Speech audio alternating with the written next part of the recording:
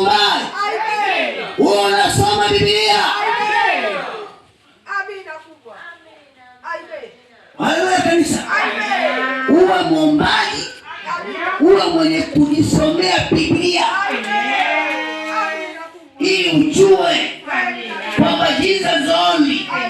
Yeye ni muweza wa yote. Yeye ni mtetezi wa wote.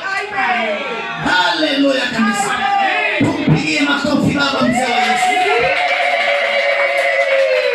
Ulikuwa mizani.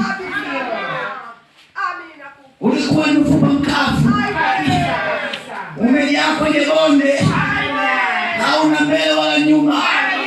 Umekauka. Kuisha habari.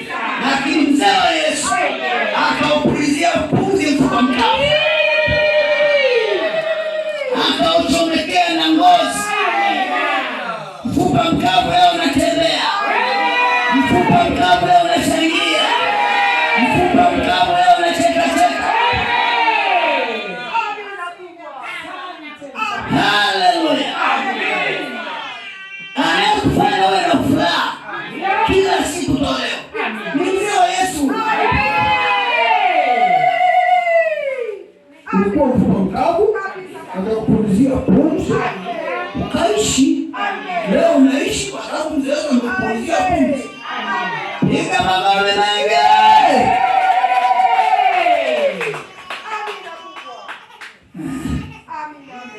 Haleluya.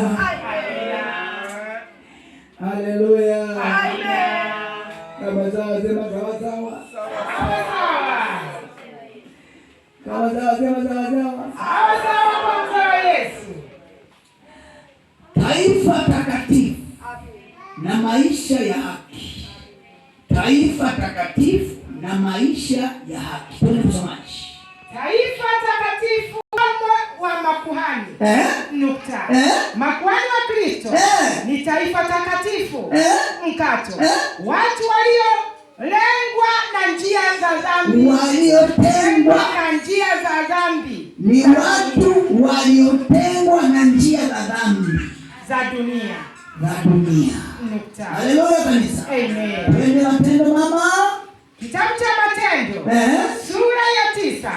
Mstari wa 13. Roho Mtakatifu atufunulie maandiko. Alama za fungua seli. Ndio. Lakini Anania akajibu. Mkato. Ndio. Bwana. Mkato. Ndio. Nimesikia habari za mtu huyu. Kwa watu wengi. Ndio. Mkato. Mabaya mengi aliyowatenda watakatifu wako Yerusalemu.